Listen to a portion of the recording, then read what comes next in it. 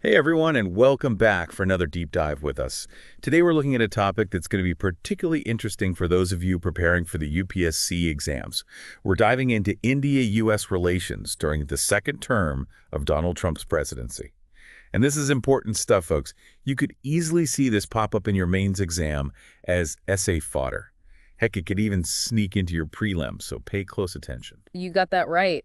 This period is absolutely crucial for getting a handle on how things work between India and the US these days. And to guide us through all of this, we're turning to a really insightful article from the Indian Express, so you know we're getting the good stuff. Absolutely. Now imagine this. Trump's second term kicks off, and it's all about America first, Yeah. This is a pretty dramatic shift from what we saw with previous administrations. So what does it mean for India? Well, that's exactly what we're here to figure out. We're going to be looking at how this shift actually played out in reality, not just focusing on the rhetoric. And one thing that's important to keep in mind is that the relationship between India and the US has always been kind of complicated. There have been times when they've been totally on the same page, and then other times when there's been a lot of tension. It's almost like they're dancing, both partners trying to figure out the rhythm. A diplomatic dance-off. I like that analogy. Okay, so to understand this dance, let's start by setting the stage. Historically, how have these two countries interacted on the world stage? Well, there have been a few key moments that really changed things up. Back in the early 2000s, Prime Minister Vajpayee made a statement that really set a new tone for the relationship. He described India and the US as natural allies. Right, that was a huge change from the Cold War era. Back then, they were pretty much always on opposite sides. Exactly. And then under President Obama, there was this talk of a defining partnership for the 21st century. So there was this growing sense that the relationship was becoming more and more important on the global stage. Absolutely. And then when Prime Minister Modi came in, he made it clear that he wanted to move past any hesitation from the past and build a real strategic alliance. So by the time Trump takes office, there's already this foundation of growing cooperation between India and the U.S. Precisely. But then the question becomes, how does Trump's America First agenda change this evolving partnership? Okay, so let's get into some specifics. Where were India and the U.S. already collaborating before we get to Trump 2.0? The Indian Express article mentions some pretty significant areas. Yeah, and one of the most obvious ones is trade. Don't forget, the U.S. is India's biggest export market. And in 2022 alone, the U.S. invested a massive $51.6 billion in India. But it's not just about the amount of money, it's about where that investment is going. We see major U.S. companies pouring money into Indian tech startups, renewable energy projects, and pharmaceutical research, all sectors that are super important for India's growth in the future. That's a great point. It's not just about trade numbers. It's about the U.S. putting its faith in India's potential. What else stands out to you in terms of collaboration? Well, the fact that they were able to work through and resolve 7 long-standing disputes at the World Trade Organization is pretty significant. This shows that both countries are serious about finding ways to work together and make the economic partnership stronger. Right, it's a sign that they're both committed to finding common ground. What about collaboration beyond just money, though? Well, they've also been working together on some seriously cutting-edge technology and innovation. Think about things like blockchain applications, advancements in clean energy joint space exploration projects, and even working together on global health security.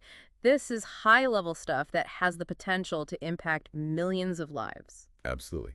And there's one more detail that I found really interesting. In 2018, India got bumped up to Tier 1 status for strategic trade authorization.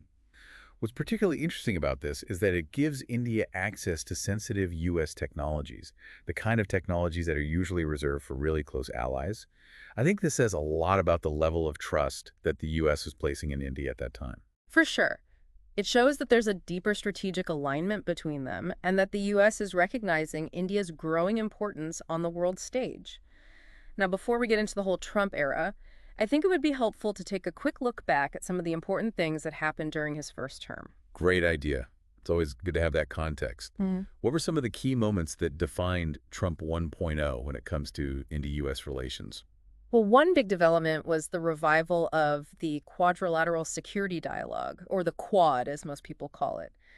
This is a strategic dialogue between the U.S., India, Japan, and Australia, and it's all about making sure that the Indo-Pacific region stays free and open, which, let's be honest, is mainly about counterbalancing China's growing influence. Ah, yes, the Quad.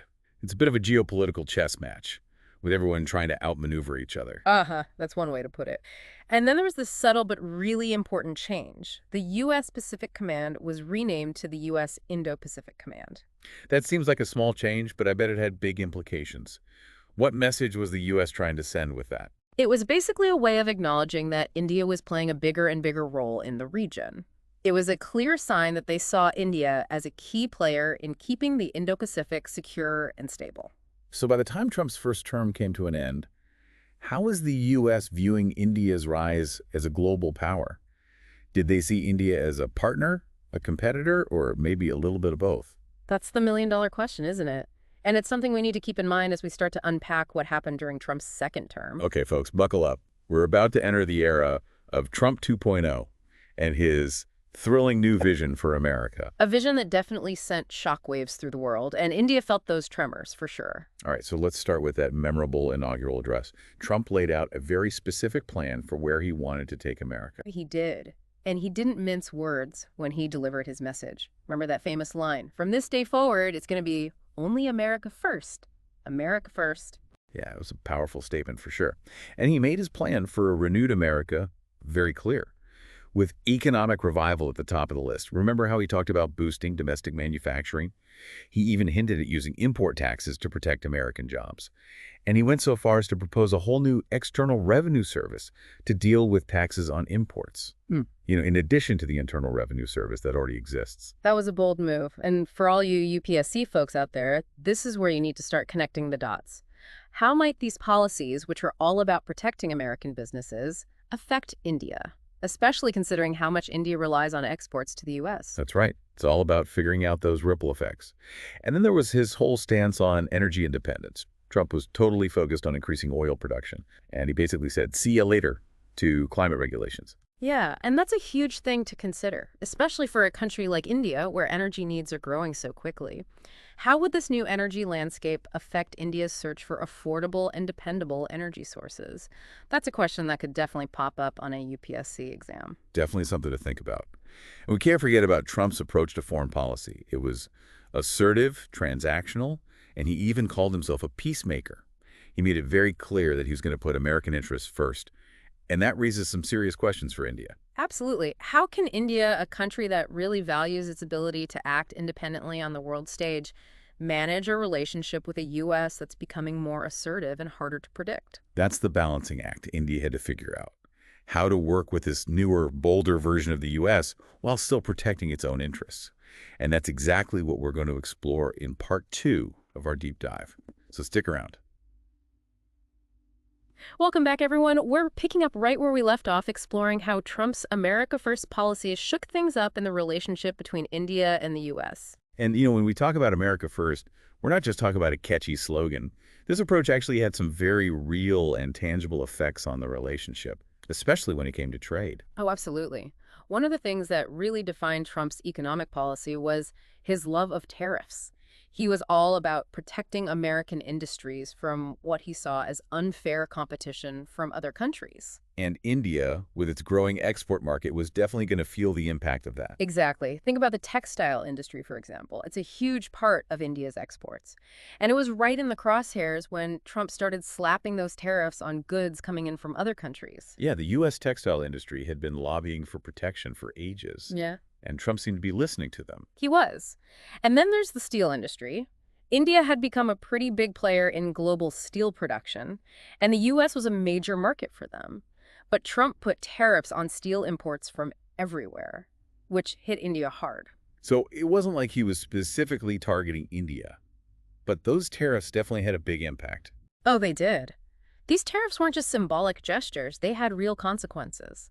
Indian businesses had to deal with job losses, shrinking profits, and a whole lot of uncertainty. It's like a domino effect. One policy change in Washington can set off a chain reaction that ripples through the entire Indian economy. That's a great way to put it. But beyond just the direct economic consequences, there was also a bigger message being sent. What do you mean? Well, the message was that under Trump, the U.S. was no longer the reliable trading partner that it had been in the past. It showed that the U.S. was willing to prioritize its own interests, even if it meant putting its allies in a tough spot. So it was kind of a wake-up call for India.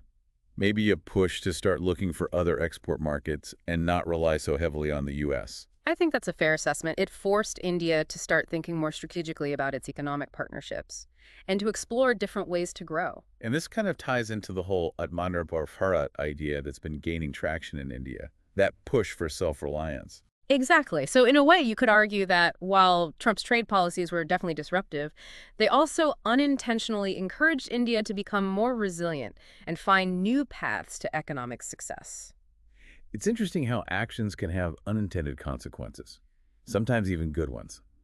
But let's move on to another area where Trump's policies had a big impact: immigration. Oh, yeah, immigration. That was a hot button issue throughout his entire presidency, and it had a direct impact on a lot of Indians who were living and working in the U.S. And it wasn't just about people who were in the country illegally. Trump also went after legal immigration, especially the H-1B visa program, which a lot of Indian tech professionals use. Right. Those highly skilled workers who play a vital role in places like Silicon Valley and other tech hubs all over the U.S. Exactly.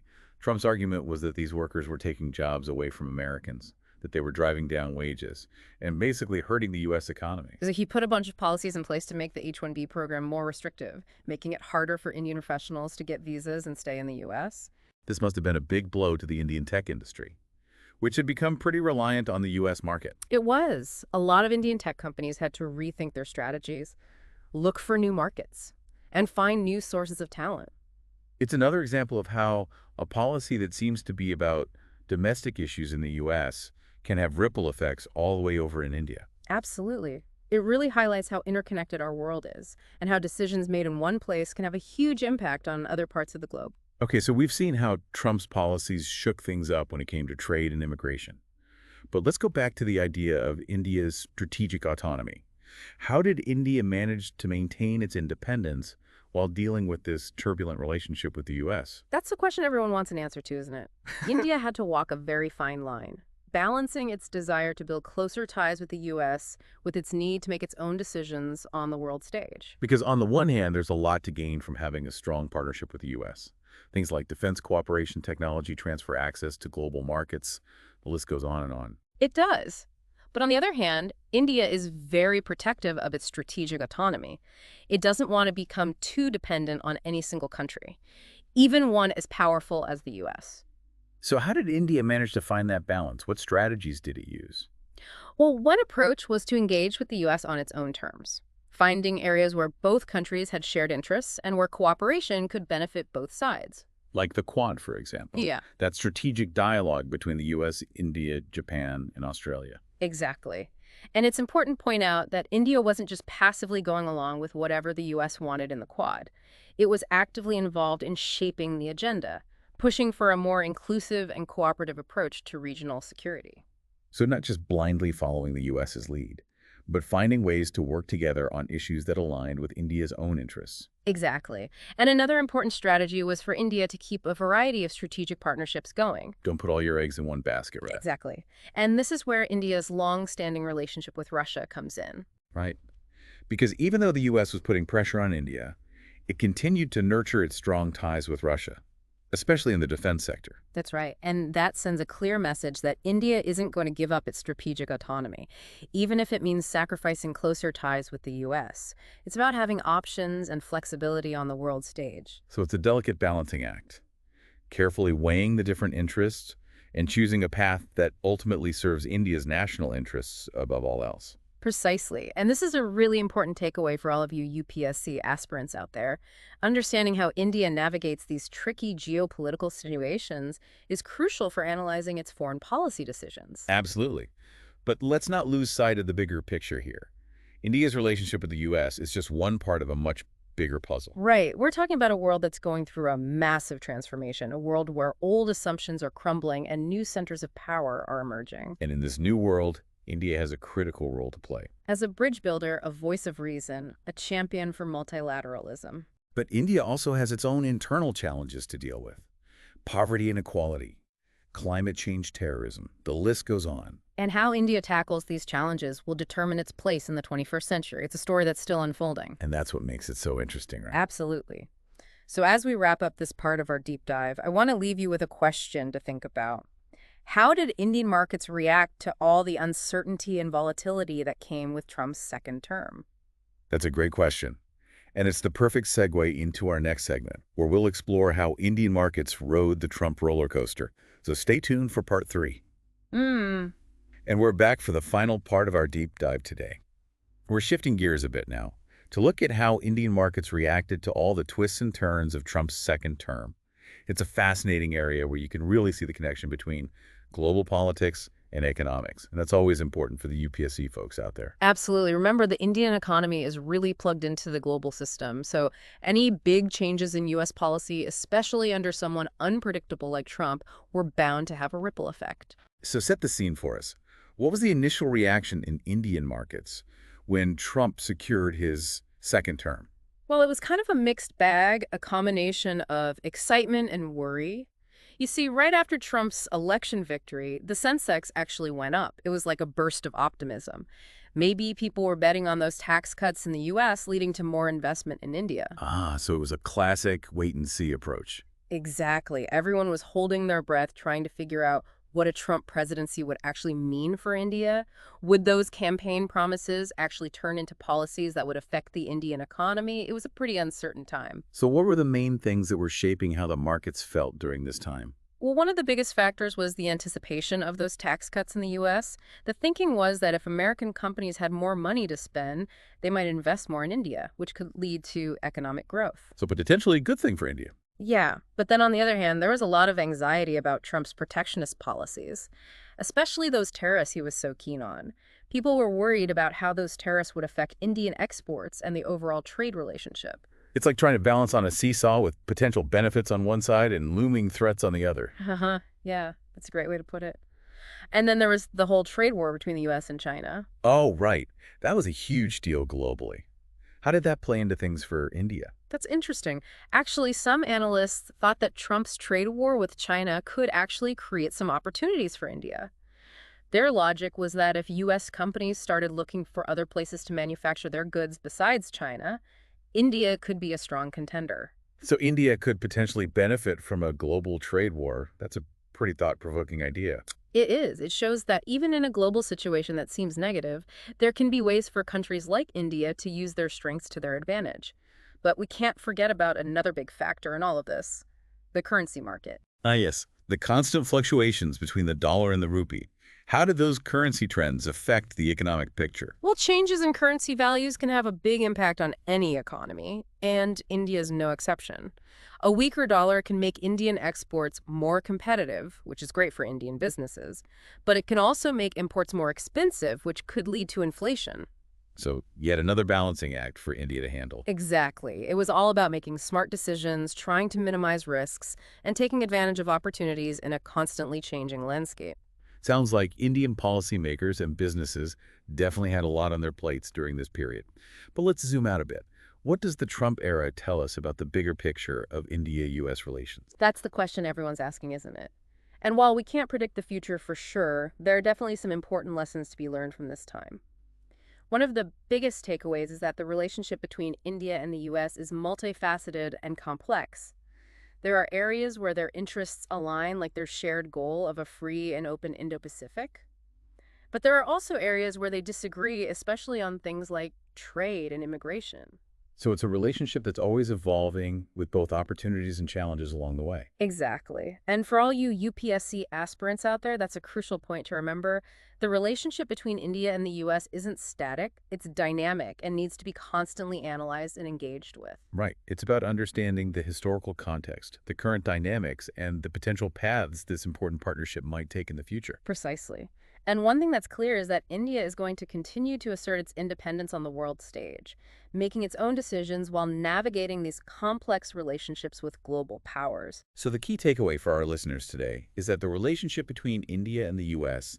is in a constant state of change. It's a relationship that's marked by both cooperation and competition. And understanding this nuanced dynamic is essential for anyone who wants to understand India's place in the world. Couldn't have said it better myself. Yeah. And it's definitely a topic that will continue to be important for UPSC exams, so make sure you dig deeper into the complexities of this relationship. Great advice. And if you're looking for a good place to start, I highly recommend checking out that Indian Express article we've been talking about. It's full of insights and analysis that will help you make sense of this crucial relationship. Agreed. It's a fantastic resource for anyone who wants to learn more about how India interacts with the rest of the world. Well, that brings us to the end of our deep dive into India-U.S. relations during Trump's second term. I hope you found it informative and engaging.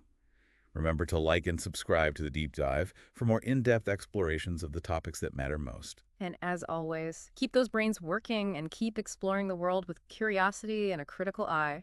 Until next time, folks, happy learning.